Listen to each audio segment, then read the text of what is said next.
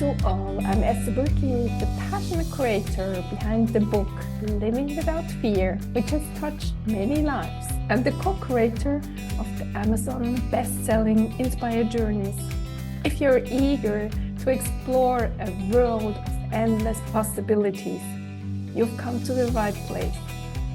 Know someone who could use a dose of inspiration from today's episode? Feel free to share this podcast with them. And don't forget to stay updated by subscribing to my newsletter, joining me on YouTube, and if you found value in what you heard, kindly leave a brief review or rate it on your preferred podcast platform with a sprinkle of stars. Your unwavering support truly warms my heart, and I'm deeply appreciative of each and every one of you. Thank you for being here. Today, I'd like to talk about how to listen more to yourself. Let's assume you grew up like me. Your parents couldn't give you the self-confidence, the strength to believe in yourself. They were uncertain themselves. They grew up without strong parents as well.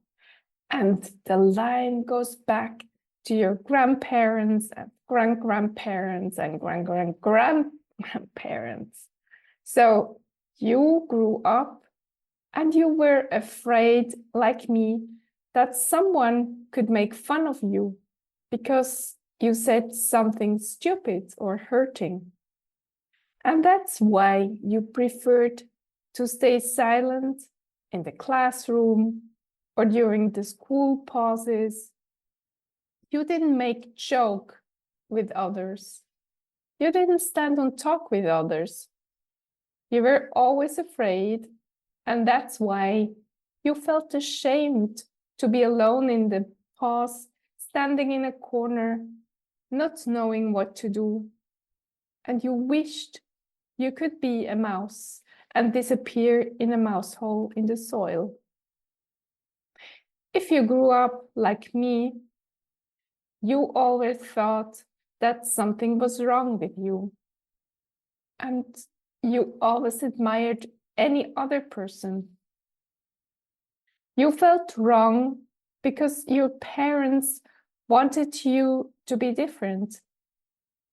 They couldn't handle you the way you were.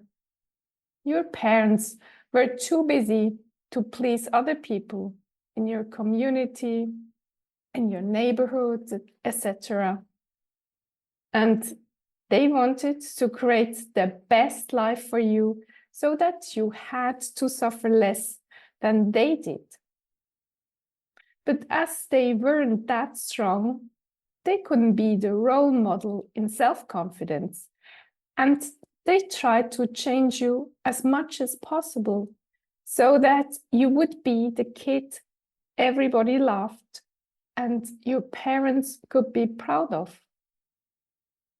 And yourself, already early on, like me, you understood that you need to pay attention to how your parents wanted you to be in order to make sure to get their love. The older you got, the less you put forward your needs, the less often you ask for something.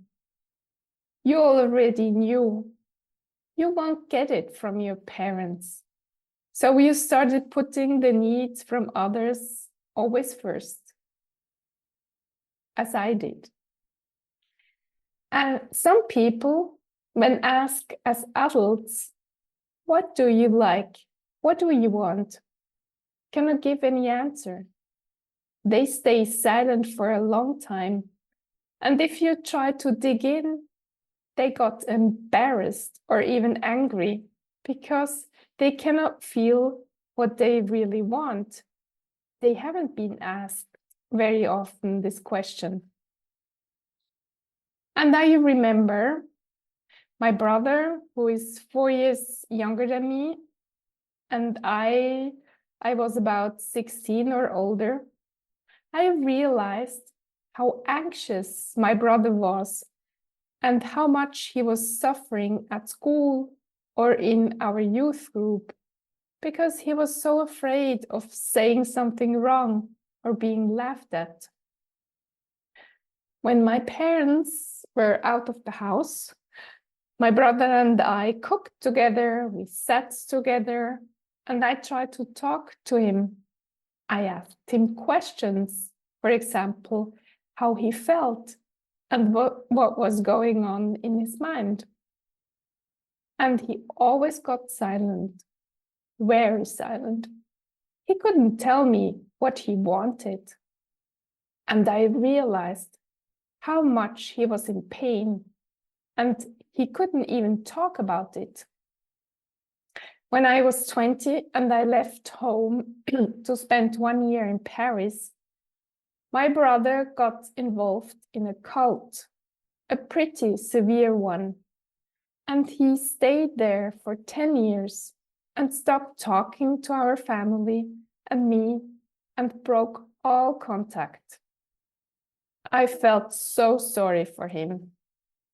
So if you grew up like me and my brother with a lot of pain, you know how challenging it is not to listen to others, but to yourself, and not to work so hard to please others, but to only please yourself.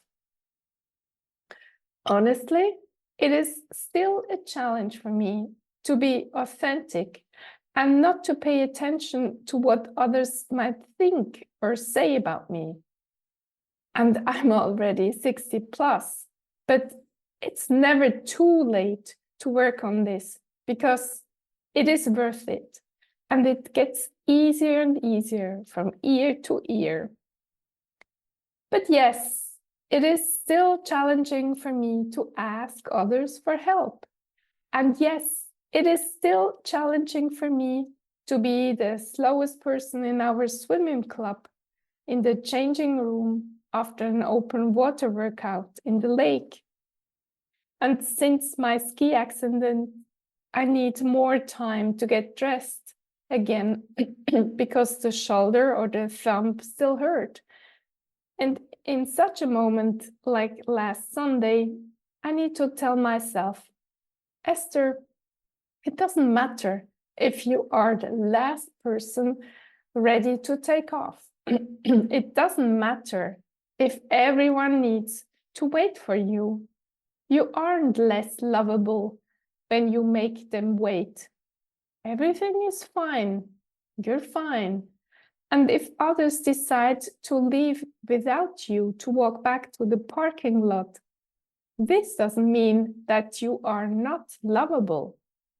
And even if those others don't love you, this doesn't mean that you cannot love yourself, because you are this loving person and your worth doesn't depend on others' opinion on you. You define your worth, and your worth is infinite. And I tell you, dear listener, it is wonderful for me to experience situations like the one I just talked about, because those situations give me the possibility to work with myself, to talk to myself, and they revise my old pattern where I fell into a negative thought spiral. They push me to rehearse the new thought patterns and talk to myself in a positive way, and to make me feel 100% okay, happy, and loved by myself. And that's why I'm so thankful to be able to interact with other people and learn from them. Some years ago, I was afraid to go for a coffee with the people from the swimming club after the training, because I wanted to avoid getting hurt by someone or getting laughed at or feeling that they didn't like me. Being in a group of people I don't know made me feel so insecure. I never felt safe, and I was always on the lookout not to get offended by someone. But I tell you, since I'm working on my self-confidence and embracing myself as I am, it gets so much easier to be together with other people I don't know well or at all. And nowadays, even if I don't know if they like me or not, I start talking to this person. I start asking this person questions. I show my interest in her or him. And very often I learn why this person gave me the feeling she or he didn't like me, because it is their feeling about themselves and it has nothing to do with me. This is such a great discovery for me, and it helps me to show more openly how vulnerable I am. Try it out as well, but take care of yourself first and make sure you're in sync with yourself. I hope this episode helped you to understand why your parents couldn't provide you with more self-confidence and why it is your job today to take care of yourself and your needs. If you want to get coached on this topic, book a call with me. Use the coupon code TRANSFORMNOW to get a free discovery call. I also love to hear what you've learned. Please share your thoughts on Instagram or YouTube. Thank you, dear listener, for spending your precious time with me and being open to change. And I cannot repeat it enough. In case you still feel worthless and nobody seems to like you, I tell you, you're amazing. I love you, and you're a gift to everyone who crosses your path. And please remember these sentences over and over again. Have an amazing day and talk to you next week.